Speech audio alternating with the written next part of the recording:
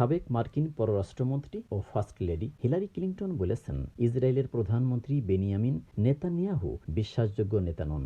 নেতানিয়াহুর উচিত ক্ষমতা ছেড়ে দেওয়া। টাইমস অব ইসরায়েল সূত্রে জানা যায়, গত 7 ফেব্রুয়ারি নেতানিয়াহুর সঙ্গে মার্কিন প্রেসিডেন্ট জো বাইডেনের সম্পর্ক নিয়ে জিজ্ঞাসা করা হলে সাবেক ডেমোক্রেটিক প্রেসিডেন্ট প্রার্থী ও ফার্স্ট লেডি এসব কথা বলেন।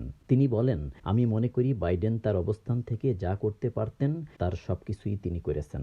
7 অক্টোবরের পর ইসরায়েলি জনগণের বৈধ উদ্বেগের প্রতিক্রিয়ায় ও মিত্র হিসাবে ইসরায়েলের জন্য যা যা করার তা তিনি করেছেন।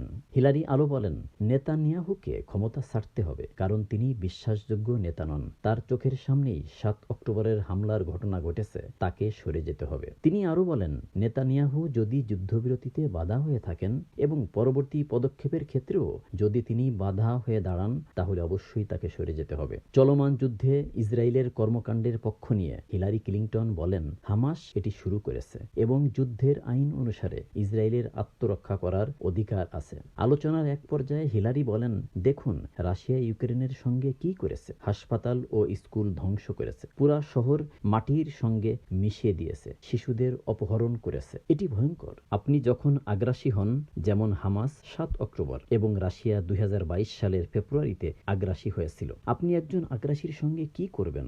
আপনাকে তাদের থামাতে হবে। হিলারি ক্লিনটন বলেন, এটা বলা ন্যায়সঙ্গত যে গাজায় এখনো হামাসের দ্বারা বা ইসরায়েলের সামরিক অভিযানের কারণে যেসব বেসামরিক নাগরিক নিহত হচ্ছে, হামাস তাদের বিষয়ে কিছুই ভাবছে না। হামাস ফিলিস্তিনিদের রক্ষার জন্য কিছুই করছে না। দক্ষিণ গাজার রাফা শহরে অনেক ফিলিস্তিনি আশ্রয় নিয়েছেন।